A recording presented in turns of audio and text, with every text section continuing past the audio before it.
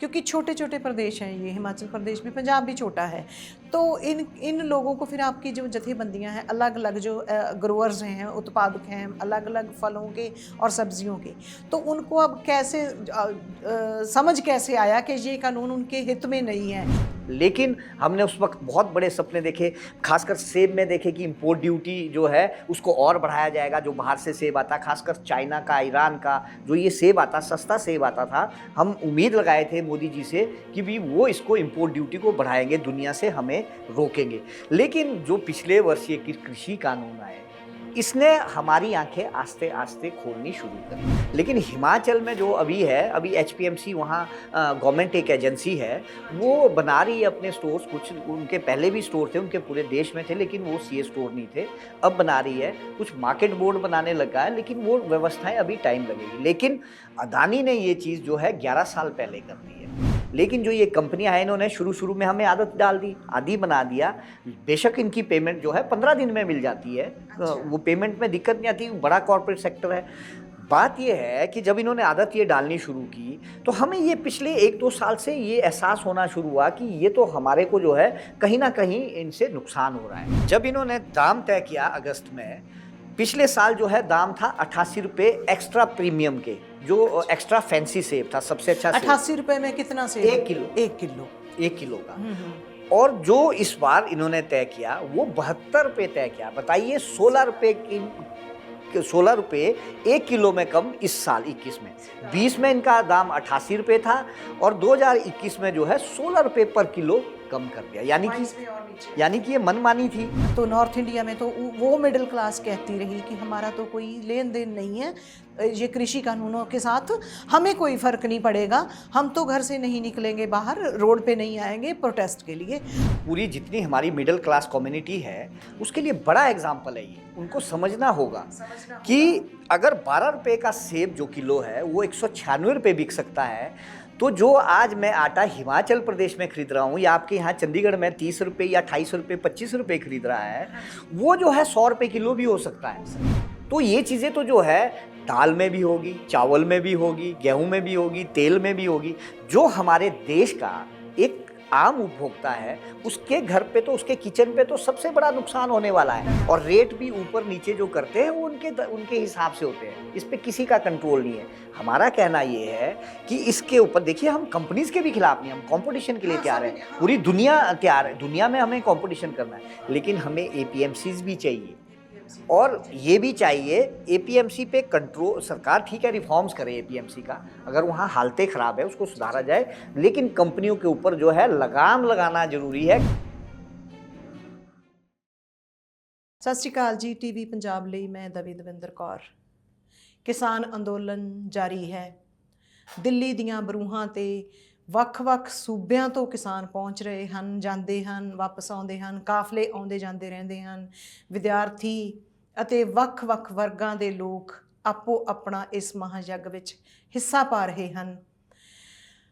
ਕੁਝ ਸੂਬਿਆਂ ਨੂੰ ਲੱਗਦਾ ਸੀ ਕਿ ਇਹ ਪੰਜਾਬ ਤੇ ਹਰਿਆਣਾ ਦੇ ਕਿਸਾਨਾਂ ਦਾ ਮਸਲਾ ਹੈ, ਐਮਐਸਪੀ ਦਾ ਮਸਲਾ ਹੈ, ਪਰ ਹੌਲੀ ਹੌਲੀ ਜਦੋਂ ਉਹਨਾਂ ਨੂੰ ਵੀ ਸੇਕ ਲੱਗਣਾ ਸ਼ੁਰੂ ਹੋਇਆ ਇਹਨਾਂ ਤਿੰਨੇ ਕਾਨੂੰਨਾਂ ਦਾ ਹੀ, ਉਹਨਾਂ ਨੂੰ ਹੌਲੀ ਹੌਲੀ ਸਮਝ ਆਉਣੀ ਸ਼ੁਰੂ ਹੋਈ ਅਤੇ ਜਿਸ ਤਰ੍ਹਾਂ ਕਾਰਪੋਰੇਟਸ ਨੇ ਉੱਥੇ ਆਪਣੇ ਪੈਰ ਪਸਾਰਨੇ ਸ਼ੁਰੂ ਕੀਤੇ, ਟੈਂਟੀਕਲਸ ਪਸਾਰਨੇ ਸ਼ੁਰੂ ਕੀਤੇ, ਤਾਂ ਉਹਨਾਂ ਸੂਬਿਆਂ ਨੂੰ ਵੀ ਪਤਾ ਲੱਗਣਾ ਸ਼ੁਰੂ ਹੋਇਆ ਕਿ ਇਹ 3 ਨਵੇਂ ਖੇਤੀ ਕਾਨੂੰਨ ਉਹਨਾਂ ਦੇ ਇੰਟਰਸਟਸ ਨੂੰ ਨਹੀਂ ਪੂਰਦੇ, ਉਹਨਾਂ ਦੇ ਖਿਲਾਫ ਭੁਗਤਣਗੇ।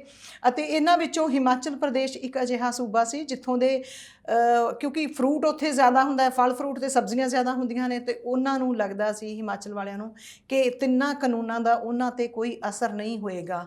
ਪਰ ਹੁਣ ਜਦੋਂ ਪਿਛਲੇ ਕੁਝ ਸਮੇਂ ਤੋਂ ਸੇਬ ਦੇ ਭਾਅ ਇੱਕਦਮ ਡਿੱਗੇ ਨੇ ਅਤੇ ਸੇਬ ਉਤਪਾਦਕਾਂ ਨੂੰ ਵੱਡਾ ਘਾਟਾ ਪੈਣਾ ਸ਼ੁਰੂ ਹੋਇਆ। ਅਸੀਂ ਮੀਡੀਆ ਵਿੱਚ ਦੇਖਦੇ ਰਹੇ ਹਾਂ, 2 ਭੈਣਾਂ ਦੀ ਗੱਲ ਬਹੁਤ ਵਾਇਰਲ ਹੋਈ ਕਿ ਉਹਨਾਂ ਨੇ ਸੇਬ ਵੇਚਣੋਂ ਨਾ ਕਰ ਦਿੱਤੀ, ਉਹਨਾਂ ਦਾ ਬਿਲਕੁਲ ਹੀ ਘਾਟੇ 'ਤੇ ਉਹਨਾਂ ਦੇ ਸੇਬ ਵੱਡੇ ਕਾਰਪੋਰੇਟ ਚੁੱਕਣਾ ਚਾਹੁੰਦੇ ਸੀ। ਸੋ ਇਹੋ ਜਿਹੇ ਹਾਲਾਤ ਬਣ ਰਹੇ ਨੇ ਤਾਂ ਉਹ ਲੋਕ ਖੁਦ ਵੀ ਅੰਦੋਲਨ ਵਿੱਚ ਸ਼ਾਮਲ ਹੋ ਰਹੇ ਨੇ ਅਤੇ ਉਹ ਗੱਲ ਕਰ ਰਹੇ ਨੇ ਕਿ ਇਹ ਕਾਨੂੰਨ ਉਹਨਾਂ ਦੇ ਕਿਸ ਤਰ੍ਹਾਂ ਖਿਲਾਫ ਨੇ।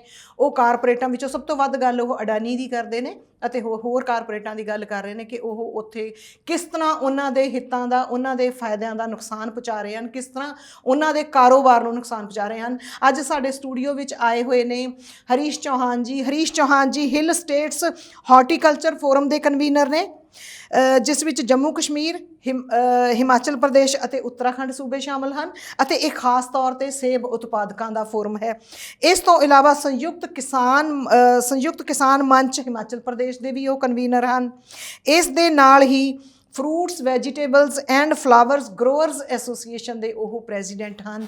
ਮੈਂ ਤੁਹਾਨੂੰ ਦੱਸ ਦਿਆਂ ਕਿ ਸੰਯੁਕਤ ਕਿਸਾਨ ਮੰਚ ਇਹਨਾਂ ਨੇ 26 ਨਵੰਬਰ 2020 ਤੋਂ ਬਾਅਦ ਬਣਾਇਆ ਹੈ, ਜਦੋਂ ਇਹ ਅਹਿਸਾਸ ਹੋਣਾ ਸ਼ੁਰੂ ਹੋ ਗਿਆ ਕਿ ਤਿੰਨੇ ਖੇਤੀ ਕਾਨੂੰਨ ਸਭ ਦੇ ਖਿਲਾਫ ਹਨ। ਤੇ ਆਪਾਂ ਹਰੀਸ਼ ਚੌਹਾਨ जी ਨੂੰ जी आया आखते हैं। हरीश चौहान जी, टीवी पंजाब के आपका स्वागत है, नमस्कार जी। हाँ हरीश जी, आप कैसे, जैसे कि आपने बताया बातचीत में कि आप बीजेपी के सपोर्टर रहे हैं, आप आरएसएस के सपोर्टर रहे हैं, और पिछले 32 सालों से आप इन जथेबंदियों से जुड़े रहे हैं, इस पॉलिटिकल पार्टी से जुड़े हुए हैं। कैसे आपको लगता है कि ये जो तीनों खेती कानून हैं, तीनों कृषि कानून हैं, कैसे आप सभी के खिलाफ हैं? जब आप, क्योंकि आप 26 नवंबर के थोड़े दिनों बाद ही वहाँ मोर्चे पे पहुँच गए थे, क्या सोच के आप गए थे? देखिए, ऐसा है, मेरी पार्टी या मेरी विचारधारा वो सेकेंडरी है, वो दूसरा पार्ट है। पहले तो मेरी रोजी रोटी है, जिसके ऊपर मेरा जीवन चलता है, मेरे परिवार का जीवन चलता है, मेरे प्रदेश का जीवन चलता है। ये सबसे बड़ी बात है। और जब मेरे किसानों के ऊपर संकट आया, देश के किसानों के ऊपर संकट आया, तो मुझे लगा कि मुझे उनके बीच जाना चाहिए, क्योंकि उनसे मैं पहले से लेकर जुड़ा था। जितनी जत्थेबंदियां वहाँ पर है, उनके साथ मैं पहले से जुड़ा था। और अगर मेरी कम्युनिटी को कहीं दिक्कत होती है तो मेरी जिम्मेवारी बनती है उसके साथ जुड़ना। उस आधार पर मैं दिल्ली पहुंचा। लेकिन मुझे, जब मैं वहाँ पहुंचा, मैंने 3 कृषि कानूनों को जब समझा, मैंने पहले ही जब सितंबर 2020 में जब ये शुरुआत हुई थी, तो मैंने हिमाचल प्रदेश में शिमला में एक प्रेस कॉन्फ्रेंस भी की थी, काफ़ी बड़ी प्रेस कॉन्फ्रेंस करी थी कि भी जो ये कानून है, ये हमें समझ नहीं आ रहे कि ये किस तरह के कानून है। पक्ष ये कहता है कि जो रूलिंग सरकार है, जो मेरी सरकार है, वो कहती है कि ये फ़ायदे वाली है, लेकिन विपक्ष कहता है कि ये फ़ायदे वाले नहीं है। उस वक्त हमें समझ नहीं थी ये क्या चीज़ है। जब हमने इन कानूनों को पढ़ा, तब भी हमें पूरी तरह से ये समझ नहीं आया कि इन कानूनों का फ़ायदा क्या है, नुकसान क्या है। इसी बात को लेकर मैं दिल्ली पहुंचा नवंबर के आखिर में, यानी कि जब 26 नवंबर को पिछले वर्ष हमारे देश के किसान, खासकर पंजाब, हरियाणा, उत्तर प्रदेश, मध्य प्रदेश के इस तरह के किसान, राजस्थान के किसान जो है दिल्ली के बॉर्डर पर पहुंचे, तो मैं भी वहाँ पहुंचा ये समझने के लिए कि ये एक तो उनका सपोर्ट करने के लिए और उसके बाद समझने के लिए। लेकिन वहाँ भी मैं जब पूरी तरह से समझा, तो मुझे लगा कि ये जो कानून है, ये केवल चावल वाले या गेहूं वाले या दालों वाले जो 23 उत्पाद है, उसी के ऊपर इसका नुकसान होगा, जिसके ऊपर एमएसपी मिलती है। हम तो इस चीज़ को भांप नहीं पा रहे थे कि भी ये क्या चीज़ है। मैं तो केवल सिर्फ वहाँ अपने इन अन्नदाता साथियों का सपोर्ट करने गया था। तो लेकिन जब मैं वहाँ से वापस आया, पूरी तरह से मैंने इसको समझा, तो मुझे समय रहते ही ये समझ आ गया कि आने वाले टाइम में जो है, कुछ नहीं तो कुछ 1 आधी साल में या 6 महीने के बाद, 2 साल के बाद हमारे ऊपर सबसे बड़ी गाज गिरने वाली है, खासकर फलों वालों के ऊपर, जिसमें कि मैं सेब वाला हूँ, सब्जियों वालों के ऊपर, जैसे कि चाहे वो आलू उगा रहा है, चाहे गोभी उगा रहा है, टमाटर उगा रहा है, ये सारी चीज़ें मैं उस वक्त भाप गया था। और जब मैंने देखा कि भाई मेरे हिमाचल प्रदेश की जितनी जत्थेबंदियां हैं, ये इस चीज़ को नहीं समझ रही थी, क्योंकि रूलिंग गवर्नमेंट वहाँ भारतीय जनता पार्टी की थी। मैं भी उसी का एक पार्ट रहा हूँ, पिछले 30-32 साल से उसका एक सदस्य हूँ। तो उस करके मुझे भी ये चीज़ें जो है अनदेखी करने के लिए आसानी थी। लेकिन जब मैं इसको समझता गया, अपने किसानों बागवानों को समझाता गया, तो वो भी नहीं समझ पा रहे थे। लेकिन धीरे धीरे हमने कोशिश की कि भी इसको हम कैसे अपने किसानों बागवानों तक पहुंचाए। तो हमने जो है पिछले वर्ष ही दिसंबर में एक एक्सरसाइज शुरू की। जितने भी वहाँ जत्थेबंदियाँ हैं, जितने वहाँ अलग अलग डिफरेंट फ्रूट ग्रोवर्स एसोसिएशंस हैं, हमने उन सबको इकट्ठा करने की कोशिश की। आज हमारे साथ 22 एसोसिएशंस वहाँ जो है इकट्ठी है संयुक्त किसान मंच के रूप में। तो इसी के साथ हमने कश्मीर, उत्तराखंड और हिमाचल के सेब फार्मर्स को, इनके लिए भी एक हिल स्टेट हॉर्टिकल्चर फोरम का निर्माण किया। हमने सोचा कि हमारी नंबर गेम बहुत छोटी है, खासकर हिमाचल में 4 सीटें हैं, वो छोटी छोटी स्टेट्स है, तो हमने 3 जो ये एप्पल ग्रोइंग स्टेट्स है, इसको भी इकट्ठा करने की कोशिश की, ताकि हम वहाँ तक आम किसान बागवान तक जो है ये बातें पहुंचा सके कि हमारी क्या दिक्कतें आने वाली है, क्योंकि हमें एक तो विश्व व्यापार समझौतों से जो नुकसान हो रहा है, खासकर सेब व्यापार में, सेब के उत्पादन में, इसमें लगभग 44 देशों से सेब भारत में आता है, उसका सीधा नुकसान जो है यहाँ हिमाचल प्रदेश, उत्तराखंड और जम्मू कश्मीर के बागवानों को होता है। लेकिन उसे रोकने के लिए हमें ताकत चाहिए थी, क्योंकि अगर भारत सरकार से कोई बातचीत करनी है तो वो 4 की नंबर गेम को नहीं देखते, जब तक आपकी नंबर गेम बड़ी नहीं होगी।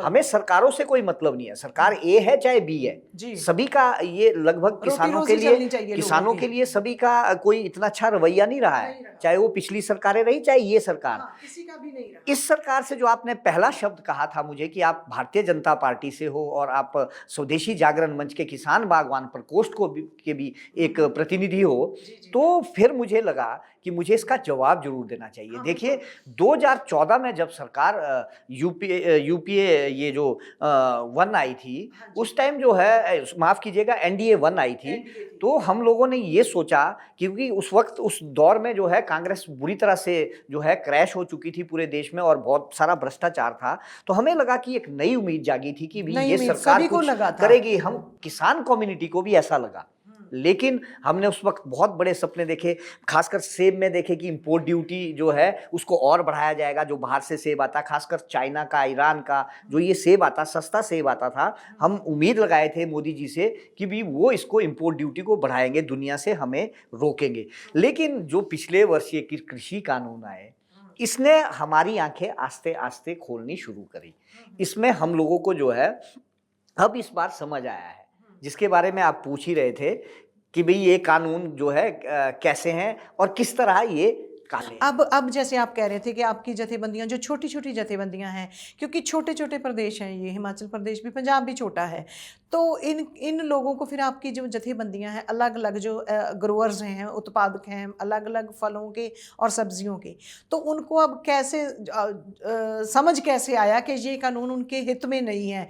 खास करके वैसे पिछले कुछ टाइम से, पिछले कुछ महीनों से सेबों के जो भाव, जो थोक में जो उत्पादक से उन उत्पादक को रेट दिए जा रहे थे, वो बहुत कम थे, शॉकिंग थे उनके लिए। देखिए ये जो व्यवस्था है खासकर मार्केटिंग की, एक तो सबसे बड़ी चीज़ है कि हम सेब उत्पादक जो है, हमारे लिए तो पहले से ही खुला बाजार है, पूरा देश खुला बाजार है। मैं तो जो है चेन्नई भी बेचता हूँ, बॉम्बे भी बेच सकता हूँ, चाहे बेंगलोर बेचना, मेरे लिए पहले ही खुला बाजार है। एमएसपी वाली बात नहीं है इसमें, एमएसपी का रोल नहीं है किसी भी एपीएमसी में, आप जो है कि आपके लिए बाध्य है कि पंजाब का जो गेहूं है तो पंजाब में ही बिकेगा, वो आगे दूसरी स्टेट में नहीं जा सकता। पहली बात, क्योंकि फ्रूट और वेजिटेबल्स के लिए देश में पहले से ही खुली व्यवस्था, पहले ही खुली है। हमारे यहाँ पंजाब में आती हैं सब्जियां, हाँ बिल्कुल, सब्जियां, फल तो हम खाते ही हैं, सारी जगह से आती है, सारी जगह से। तो लेकिन जो सेब की बात है, सेब का जो जब शुरुआत होती है हिमाचल प्रदेश में, जुलाई में इसका सीजन शुरू हो जाता है। जब ये शुरुआत आती है, लो हाइट का सेब आता है, वो जो है उसकी एक तो स्टोर कैपेसिटी नहीं होती, लेकिन उनको दाम भी अच्छे मिल जाते हैं, क्योंकि मार्केट पूरे देश की खाली होती है, शुरुआत की मार्केट होती है। उनका सौभाग्य है कि उनके लिए जो है मार्केट खुली रहती है और उनको दाम मिल जाते हैं। लेकिन जो मिडल हाइट्स और हाइट्स है, क्योंकि पहाड़ों में ये टेरेन का जो है जरूर एक रोल होता है, तो पहाड़ों में जब वो मिडल हाइट का सेब जब शुरू होता है, उसके बाद से मार्केट जो है, जो ये कंपनीज है, खासकर वहाँ पहले से ही 3-4 कंपनियां, तो बड़ी कंपनियां हैं, बाकी छोटे छोटे प्लेयर्स हैं जो काम कर रहे हैं, जिसमें कि सबसे बड़ी कंपनी अदानी है और रिलायंस है, वो भी काम कर रही है, लेकिन इतना ज़्यादा नहीं करती जितना अदानी कर रहा है। और उसके साथ बिग बास्केट है, बहुत सारी कंपनीज, अदर कंपनी में मदर डेयरी है, वो तो कॉर्पोरेट है, कॉपरेटिव है, लेकिन वो एक डिफरेंट वो है। लेकिन अदरवाइज जब भी ये रेट तय करते हैं, यानी कि रेट कब तय होता है, रेट होता है अगस्त 15-20 के बाद, यानी अप्रॉक्सीमेटली 25 अगस्त के बाद ये दाम तय करते हैं, जब क्वालिटी वाला सेब आना शुरू होता है, जो स्टोर में 1 साल तक रह सकता है। यानी कि स्टोर का भी अब वो जो है सिस्टम बदल गया है। पहले तो नॉर्मल स्टोर्स होते थे, जो जिसमें कि आलू रखा जाता था, हमारा सेब भी रखा जाता था और फ्रूट्स भी रखे जाते थे, लेकिन अब कंट्रोल्ड एटमॉस्फेयर स्टोर आ गया है, सीए स्टोर जिसको कहा जाता है। ये आप भी उन तक पहुंच कर सकते हैं, उन स्टोर्स पर? हाँ देखिए, यहाँ पंजाब में काफ़ी लगे हैं, खासकर ये चंडीगढ़ के जो सराउंडिंग में काफ़ी सीए स्टोर्स है। लेकिन हिमाचल में जो अभी है, अभी एचपीएमसी वहाँ गवर्नमेंट एक एजेंसी है, वो बना रही है अपने स्टोर्स। कुछ उनके पहले भी स्टोर थे, उनके पूरे देश में थे, लेकिन वो सीए स्टोर नहीं थे, अब बना रही है। कुछ मार्केट बोर्ड बनाने लगा है, लेकिन वो व्यवस्थाएं अभी टाइम लगेगी। लेकिन अदानी ने ये चीज़ जो है 11 साल पहले कर दी है। ये एक बड़ी देखने, हिमाचल में उन्होंने सीए स्टोर वहां पहले बना रखे। सीए स्टोर जो है उन्होंने वर्ल्ड क्लास के 11 साल पहले बना दिए। और उस कितनी कैपेसिटी है उनकी? उसकी कैपेसिटी लगभग 15,000 मीट्रिक टन है। 3 स्टोर उनके बने हैं। और उनके जो ये स्टोर है वो क्या करते हैं कि उन्होंने उस वक्त तो 2-3 साल हमारे को अच्छे दाम दिए, यानी कि ए ग्रेड से लेकर सी ग्रेड डी ग्रेड तक जो है एक ही रेट में दाम दिया सेब का। और क्रेट्स में दिया, यानी सिंपल क्रेट्स में। हमारे को ना ग्रेडिंग सॉर्टिंग करनी होती है वहाँ पर, ना पेटी बॉक्स लगाना होता है, ना कोई पैकिंग का हमारा खर्चा है। आपका काम आसान कर दिया एक बार, तो दिखावे के तौर पे। हमारे को आदत पड़ गई उसकी। है तो व्यवस्था अच्छी है, लेकिन वो क्यों नहीं सरकार के माध्यम से हो, एचपीएमसी के माध्यम से हो, हिमफेड के माध्यम से हो। 2 उपक्रम ऑलरेडी वहाँ जो है हॉर्टिकल्चर के लिए पहले से ही ये काम कर रहे हैं, जो सरकार के कंट्रोल में। लेकिन जो ये कंपनियां हैं, इन्होंने शुरू में हमें आदत डाल दी, आदी बना दिया। बेशक इनकी पेमेंट जो है 15 दिन में मिल जाती है। वो पेमेंट में दिक्कत नहीं आती, बड़ा कॉर्पोरेट सेक्टर है। बात यह है कि जब इन्होंने आदत ये डालनी शुरू की, तो हमें ये पिछले 1-2 साल से ये एहसास होना शुरू हुआ कि ये तो हमारे को जो है कहीं ना कहीं इनसे नुकसान हो रहा है। क्योंकि पिछले 2-3 साल नुकसान में किस रूप में हुआ?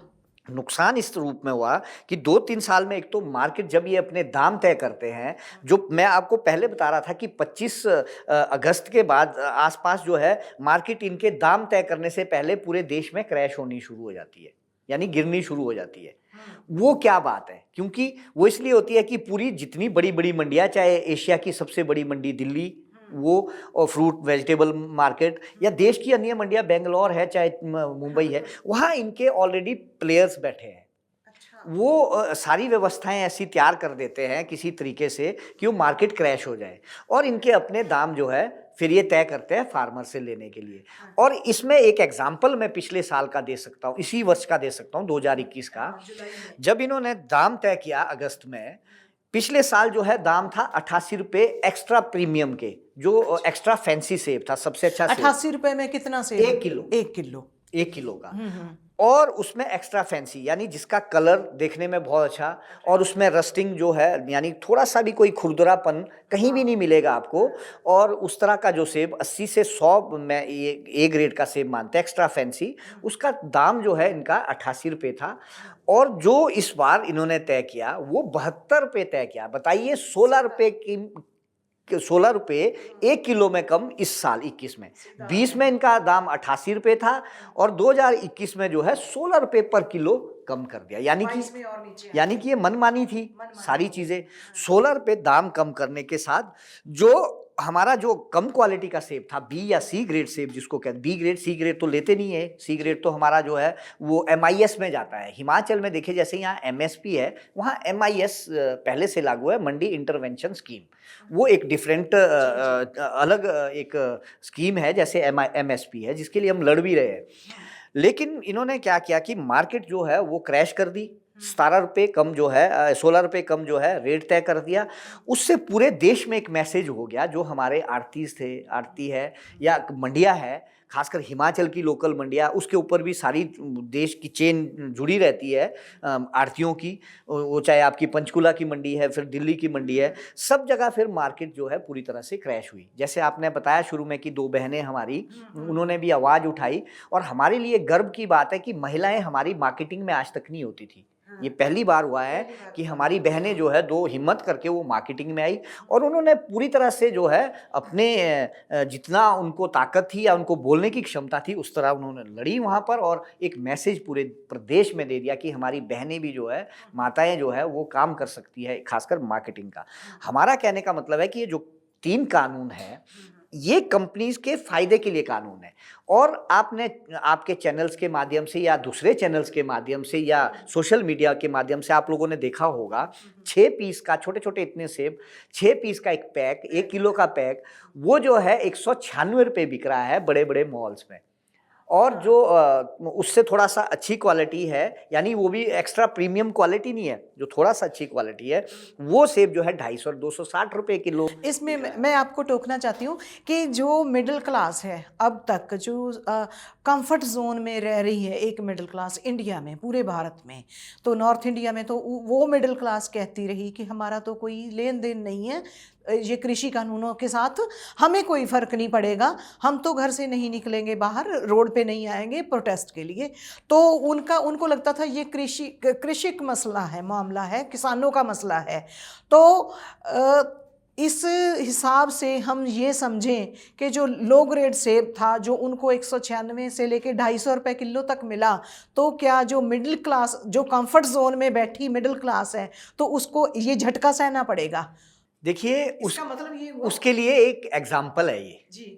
पूरी जितनी हमारी मिडिल क्लास कम्युनिटी है, उसके लिए बड़ा एग्जाम्पल है ये। उनको समझना होगा कि अगर 12 रुपए का सेब जो किलो है वो 196 रुपये बिक सकता है, तो जो आज मैं आटा हिमाचल प्रदेश में खरीद रहा हूँ या आपके यहाँ चंडीगढ़ में 30 रुपये या 28 रुपये 25 रुपये खरीद रहा है, वो जो है 100 रुपये किलो भी हो सकता है, 150 रुपये किलो भी हो सकता है।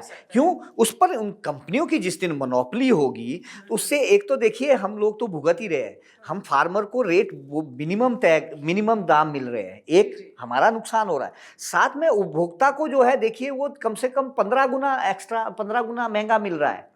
तो ये चीज़ें तो जो है दाल में भी होगी, चावल में भी होगी, गेहूं में भी होगी, तेल में भी होगी। जो हमारे देश का एक आम उपभोक्ता है, उसके घर पे तो, उसके किचन पे तो सबसे बड़ा नुकसान होने वाला है। ये चीज़ हम लोगों को समझनी है। और कि ये जो फार्मर देश के बैठे हैं, क्या वो फार्मर इसलिए बैठे हैं देश के फार्मर की उनको अपना ही सोचना है? नहीं, ये गलत बात है। ये जब तक देश के लोग ये नहीं समझेंगे कि सबसे बड़ा नुकसान उपभोक्ताओं को होने वाला है। जैसे हिमाचल प्रदेश में 10 से 11 साल पहले इन्होंने अपने स्टोर लगा दिए, इन्होंने हरियाणा पंजाब में भी अपने साइलोज बना दिए, बनाए हुए हैं, ये अपनी तैयारियां कर रहे हैं, कैपेसिटी है, और वहाँ 8-10 लोग काम करते हैं, यानी कि रोजगार भी जाएगा। रोजगार तो जाएगा ही जाएगा, साथ में इनका ब्रांडेड जो इनका अनाज आएगा, आपके लिए आटा आएगा, वो आएगा, उनके मनमाने दाम होंगे। अब मैं इसका एग्जाम्पल आपके इस चैनल के माध्यम से एक देना चाहता हूँ कि हिमाचल प्रदेश में जो दाम तय करते हैं ये सेब के, उसमें किसी का कंट्रोल नहीं है।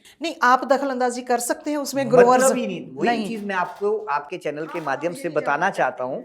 उसमें ना कोई हमारी जत्थेबंदियां, जो हमारी ऑर्गेनाइजेशंस है, उनके कोई रिप्रेजेंटेटिव होते हैं, ना उनको कोई परमिशन है उसमें, ना ही गवर्नमेंट के कोई रिप्रेजेंटेटिव है, चाहे अधिकारीगण है, चाहे हॉर्टिकल्चर डिपार्टमेंट है, किसी का कोई कंट्रोल नहीं है, ये कंट्रोल नहीं है। और जो नॉर्म्स है वो भी उनके हिसाब से है, अकेले तय करते हैं। हाँ, वो अकेले, कंपनी जो तय करेगी उसके हिसाब से, कॉर्पोरेट, हाँ, और रेट भी ऊपर नीचे जो करते हैं वो उनके हिसाब से होते हैं, इस पे किसी का कंट्रोल नहीं है। हमारा कहना ये है कि इसके ऊपर देखिए, हम कंपनीज के भी खिलाफ नहीं, हम कंपटीशन के लिए तैयार है, पूरी दुनिया तैयार है, दुनिया में हमें कंपटीशन करना है, लेकिन हमें एपीएमसीज भी चाहिए, और ये भी चाहिए एपीएमसी पे कंट्रोल। सरकार ठीक है रिफॉर्म्स करे एपीएमसी का, अगर वहाँ हालतें खराब है उसको सुधारा जाए, लेकिन कंपनियों के ऊपर जो है लगाम लगाना जरूरी है, कंट्रोल करना जरूरी है।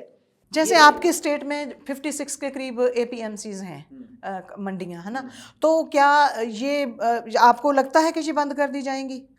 देखिए, सरकार तो, मेरी सरकार तो कहती है कि बंद नहीं होगी, पूरे देश में कह रही है, लेकिन इसको भी लोगों को समझना है, ये अपने आप बंद होती जाएगी। हाँ, इनकी जरूरत नहीं रही प्राइवेट प्लेयर्स को। एक जगह जो है आपको मार्केट फीस देनी है, बायर को भी, खरीदार को और आड़ती को, यानी बायर और आड़ती जिस दिन फीस वहां पे देगा 5 से 6%, यानी उसको कमीशन भी लेनी है और फीस भी मार्केट कमेटी को देनी है।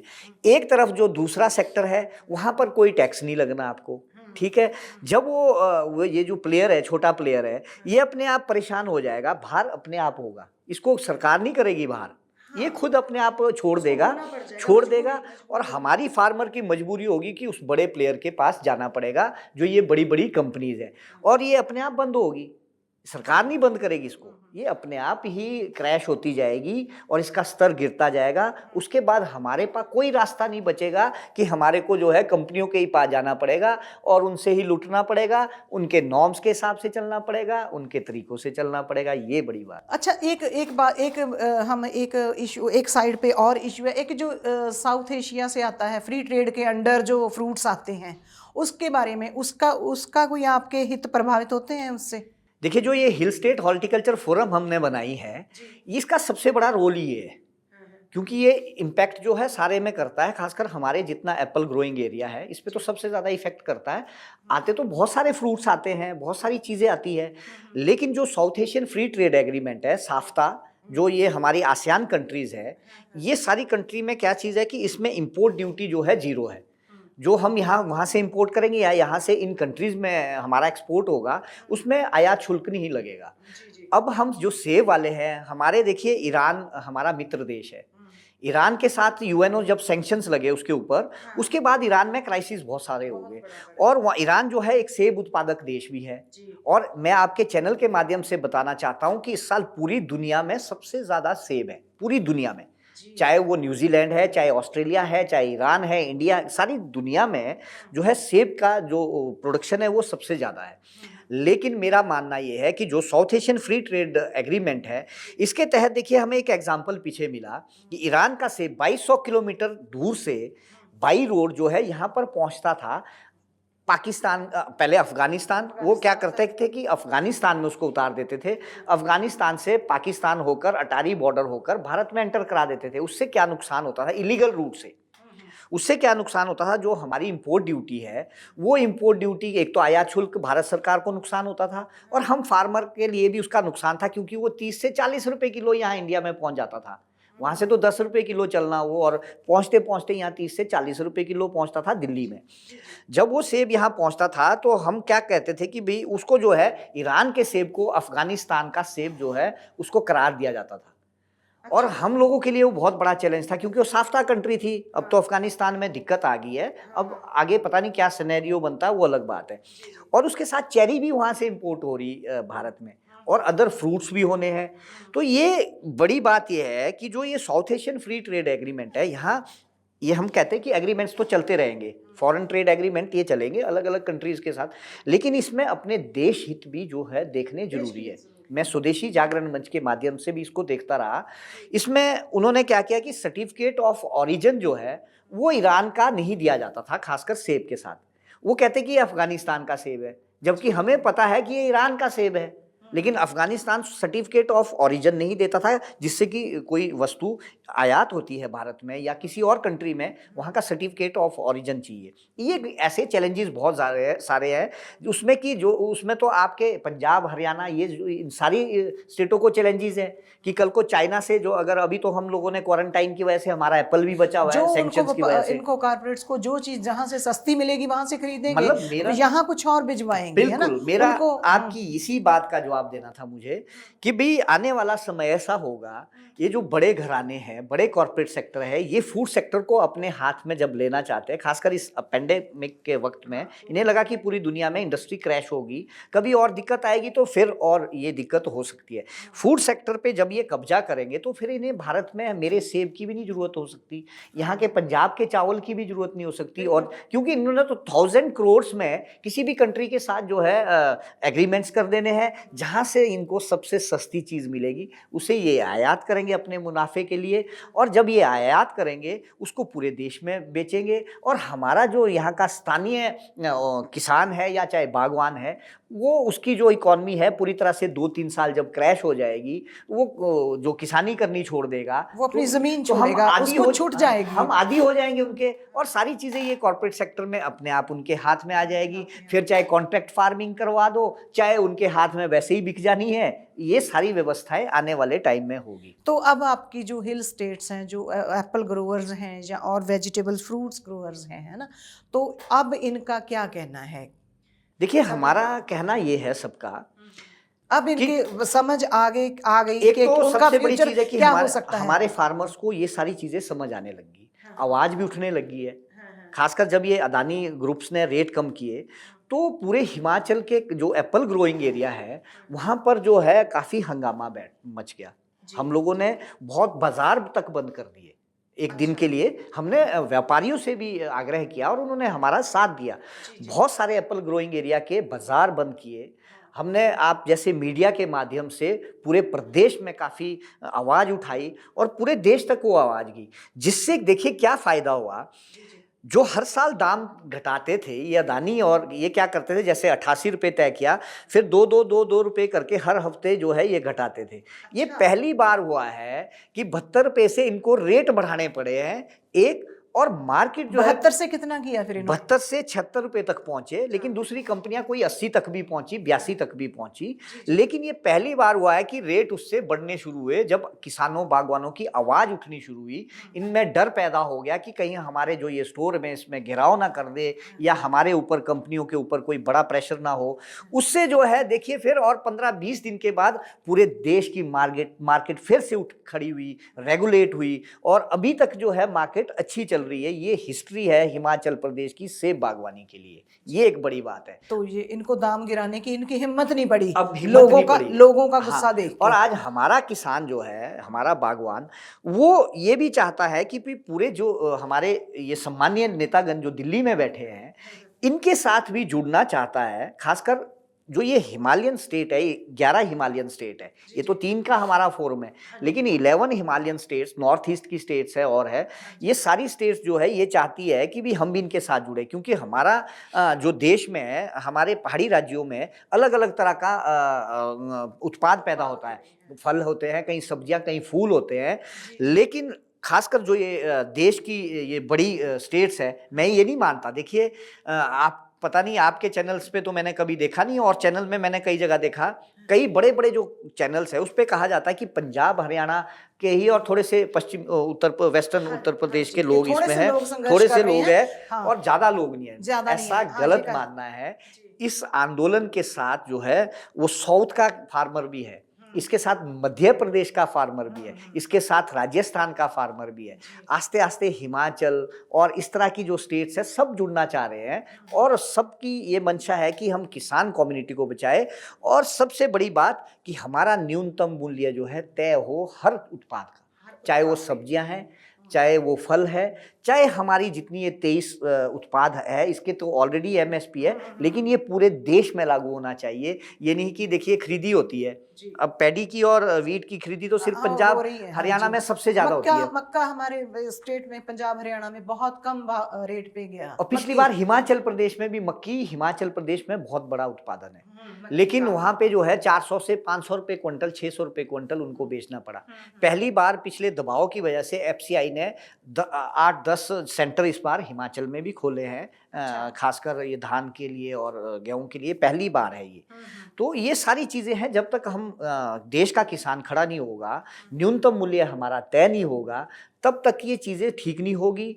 और हम लोग भी इसकी लड़ाई लड़ने के लिए तैयार है। उसमें पार्टी हित अपनी जगह है, पार्टियां अपनी जगह है। देश में कुछ ऐसे समीकरण भी बन रहे हैं, क्योंकि किसान तो जो भारतीय जनता पार्टी की सरकार लाई, हमारी सरकार लाई, उसमें वोट तो सबने दिया ना, वोट तो उसमें चाहे वो कांग्रेस आइडियोलॉजी का था, किसी दूसरी आइडियोलॉजी का था, उन्होंने सोचा कि देश में आई कुछ नया हो जाएगा, हम किसानों बागवानों को नया होगा। राकेश टिकैत जी तो कई बार खुद भी कह चुके कि मैंने भी इस सरकार को वोट दिया है, और बहुत सारे लीडर है मैं जिनको जानता हूँ, ये सारे लोगों ने मोदी जी को ये सोच के वोट दिया था कि हम किसानों के लिए एग्री रेल्स चलाएंगे जगह जगह। अब तो रेलवे बिकने पे आ गई है, ठीक है जी। एग्री रेल्स हम सोचते थे कि इतनी सारी है, मेरा सेब भी जो है वो कालका से शिमला से जो है सीधा बाई ट्रेन चेन्नई पहुंच जाएगा, लेकिन नहीं हुआ। चलिए कल एक किसान उड़ान, पता नहीं क्या स्कीम चलाई है, वो कितनी चलती है मुझे नहीं पता।